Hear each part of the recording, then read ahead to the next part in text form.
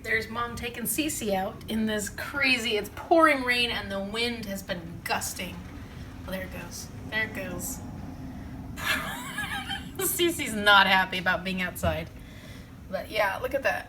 One of those, typical Washington days. Here we go, here we go. Oh, yeah, right there, Mom. Hey, welcome back to the 12 Days of Christmas Carol Advent Calendar Challenge. Oh, I'm going to be sad when I don't get to say that anymore. So I'm on the 10th day of Christmas, and I barely started last night The Lord of the Flies by William Golding. Didn't get very far. I was late. I was tired. And I haven't had a chance to read it all today because I had a nice Zoom call that lasted a couple hours this morning with some really good friends. And then I've been editing a video that I'm really excited about. So it was about time to do my 2020 top 10 books, and it just took until 2021 for me to do it. So I worked on that today, and now I'm ready to read. And I was thinking, I have 3 books that I want to get through as quick as possible. So what I'm going to do is start a 24-hour readathon. I'm going to do it tonight, starting at 5 p.m., and I will go through till tomorrow, Sunday, at 5 p.m. as well. This one is not going to take very long. It's 180 pages, and I'm really, really excited to read it because I've never read Lord of the Flies. My friend Shell was surprised because Lord of the Flies was required for her, and she was just a year younger than me, going to the same high school.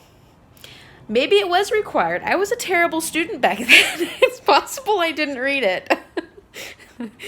And now I'm becoming a teacher. Penance for the bad student that I was when I was a lot younger.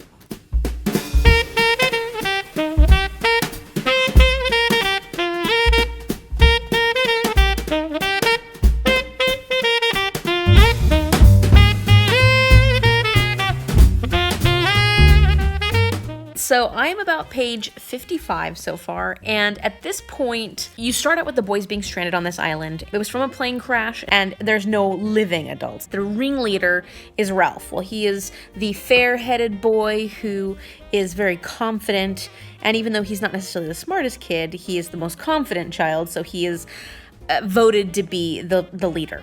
Then there's this boy named Piggy, which is a horrible nickname, and he's not really happy about it, although he supplied it. He's kind of the voice of reason within the group, but he ends up irritating the boys a lot. And then there's this other group of choir boys, and the main guy in that group is Jack. These are kids. They're 12 through 6 years old. They're really young, and they're stuck on this island, and at first they're super excited.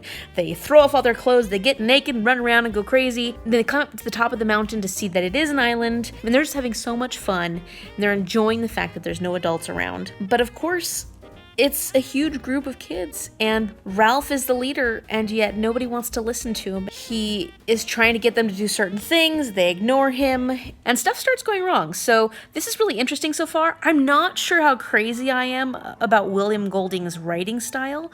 I feel like the story is interesting, and I'm enjoying elements of it, but I don't know if I'm a huge fan of his writing style. I'm going to see how it goes as I continue on. Part of me wonders how satirical this book is. The accident happens right at the beginning of the Second World War, and there's an atomic bomb that goes off, and that's why nobody knows where these boys are, because apparently the airport they were supposed to fly into, it wasn't very clear, exploded. So nobody really knows that these boys have gone missing. And so I'm wondering if, because of the time and because of imperialism, these are British boys, and some of the things that mankind has done to the world, it feels almost like these boys are an example of how poorly the imperialistic world has treated the natural world, how bad they are at working together to solve a problem, how there's a lot of contention, how there's one really smart guy, but he's not the leader. It kind of reminds me of situations in leadership where the person who becomes leader isn't necessarily the most qualified,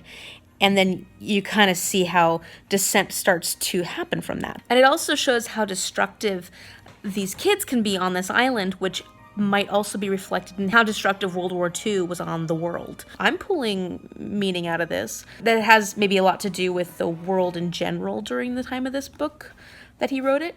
I don't know. What do you guys think? Do you remember talking about this in high school and what they told you were some of the themes? I don't know because I didn't read it in high school, so I'm kind of seeing where this is going with Piggy. He is the intellectual, but he doesn't like to help with physical labor, and he has a lot of ideas, but they're kind of useless. They don't really help with a good outcome, in a sense. They're not actually going to help them get off the island, is what I mean. And so I feel like Piggy's supposed to be representing the intellectual Western world, you know, this concept of the advancement of science and things. And even though it comes from a place of intelligence, a lot of people probably thought it was useless and that there was no actual physical work accomplished because of this intellectual advancement. And so I think that he is supposed to kind of reflect that part of society. And I think that's kind of funny. I think it's funny that you're starting to see different representations within this book of the larger society. So the build-up about going to see the Beast is just killing me. I'm like, just go look, just get closer. You're driving me freaking insane. I mean, I'm sure that there's significant meaning to the fact that they fear something that they don't even understand. Oh yeah, look, there's the meaning.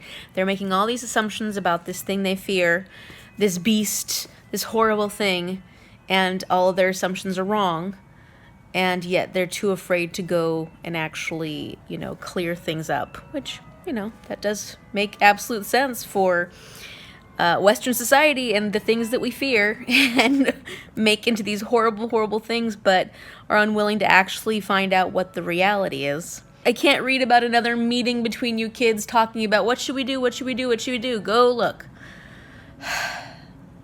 I'm wanting to like this book more than I am liking it. Alright, so I have finished Lord of the Flies by William Golding. It is January 3rd, so it's Sunday, and it's about 2:30. And honestly, this book took me a lot longer than it should have. I'd probably give it a 2.25. And I know that's really disappointing. And I know that I'm probably in the minority in my rating because this is a very well-loved book. I can understand why teachers would be using this book within a classroom. I did understand so much of the political commentary in this and the significance of everything. It just wasn't a writing style I enjoyed. It wasn't a story I liked. I didn't like the characters, these kids. I didn't even feel bad for them. I don't know. I didn't like any of this. And the ending was good. I will say the last 4 pages I enjoyed, but I wouldn't have kept going if I didn't have to do this for a challenge. I won't ever pick this book up again unless I have to teach it, in which case, you know, I can see how this would be a good book to discuss with people, and I wouldn't mind going through this and reading this with other people. And it's very clear when reading this that it's a commentary about civilization and about the Western world. That being said, I really liked Gulliver's Travels, and there are probably other books that are commentary on Western civilization and humankind that I would prefer to read. I'm disappointed because I really thought I would like this more than I did. I do love classics, and I tend to be a person who enjoys a lot of classics, but this just, I don't know, just didn't do it for me. It wasn't written for me, that's all. And you know what's really funny is that I actually really did not like Robinson Crusoe. I think I gave that a 1 star. Really disliked that book a lot. So I wonder if I just don't like books where people are stranded on islands. I love books about boats, so maybe I like it when they're on the boat, but not on the island.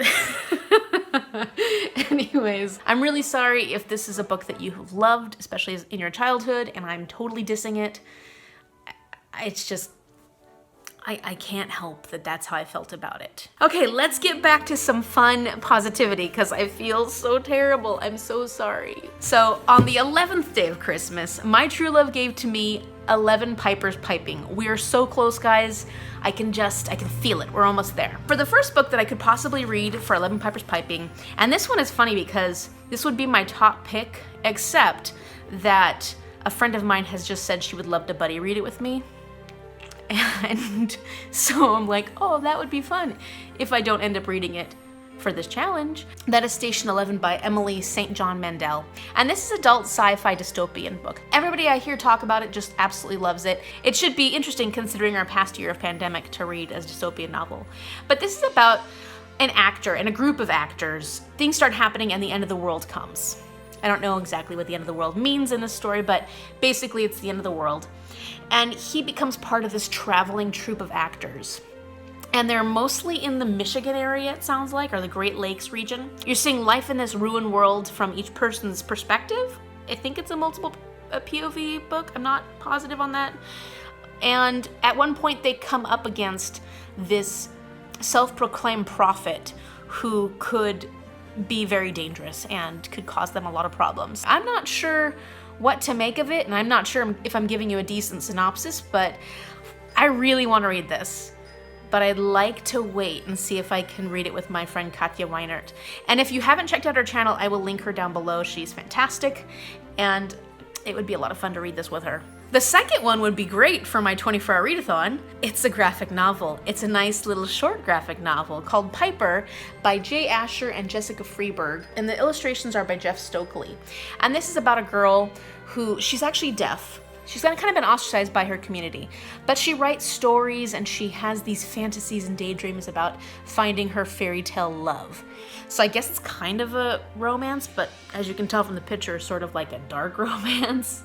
Because apparently she meets Piper, she thinks that everything is wonderful, she's falling in love with him, but he has a bit of a dark side. And I don't know what kind of dark side that is, but it looks pretty neat. And reading a graphic novel would be fantastic right now. So we'll see. Maybe I'll be picking up Piper. The last book is actually called 11 Pipers Piping, and this is by C.C. Benison. And this book is a cozy mystery, which would be a lot of fun, and it has Christmas vibes, so then I could still hold on to my Christmas vibes for a little bit longer.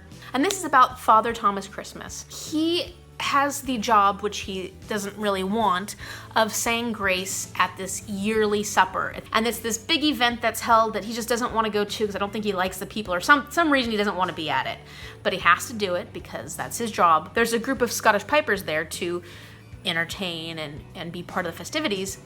And apparently one of the pipers goes missing and later on is found dead in his bedroom, or he's found dead. It's a suspicious type of death that leaves a lot of questions to be answered. So I think Father Tom Christmas becomes sort of a detective and tries to figure out what happened to this dead piper. So that one sounds like a lot of fun, but it is a little longer. I don't know what I'm hoping for. This will be interesting. These are very different types of books. Okay. Number 11, are you ready? Okay, we're getting so close, look at that. Short, long, one I want to read with somebody else. I don't know. Oh, it's the long one. Okay. 11 Pipers Piping by C.C. Benison. Not on my Goodreads TBR. And 474 pages. Whew. Why did I want to continue this challenge? No, I'm just kidding. This is fun. If you like this video, despite my review, click the like button and subscribe right now so you can see what happens for day 11 and day 12. We are almost there. Let's hope this goes well. 474 pages. Thank you so much for watching. Bye.